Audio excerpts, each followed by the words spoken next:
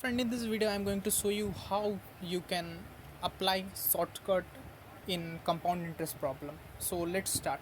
Suppose uh, we have a problem in which it is given that the principal is 5000. Principal is 5000. Time is 2 years. Rate is 5% and we need to calculate the compound interest. So it's very easy. What we need to do is what we can apply formula to find out the value, but that will be time taking. So in order to do it with short trick, what you need to do, we need to calculate the net rate. So to calculate the net rate, what we need to do is, so net rate will be how to calculate net rate. To calculate net rate, what you need to do is just just just square the rate, sorry, just double the rate. So double of 5 will be 10, 10, and put a decimal and then square the rate, so it becomes 10.25. So in order to calculate now, in order to calculate the compound interest now, what we need to do is just we need to calculate 10.25% of the principal. So the compound interest will be 10.25% of 5000, 5000. Okay, so if we solve this, the value which we are going to get is 512.5.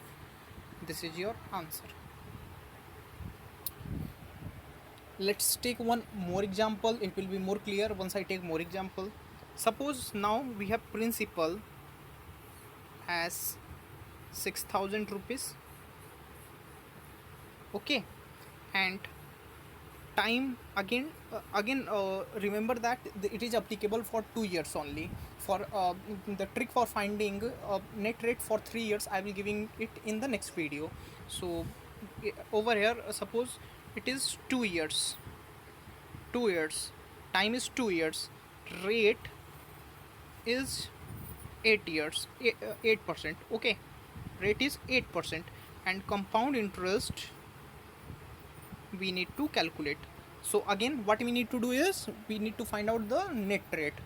To find out the net rate, again what we need to do is just double the rate. So double of 8 is 16. Just put a decimal and square the rate. So square of 8 will be 64. So in order to find out the compound interest, now what we need to do is just do one thing. Just calculate 16.64% of 6000. So 16.64% of 6000. So if we solve this, our answer will be 998.4. This is our answer. Now suppose over here we have seen that after decimal the answer is coming only in two digits. But suppose if the answer comes in 3 digit, for that what we need to do, suppose the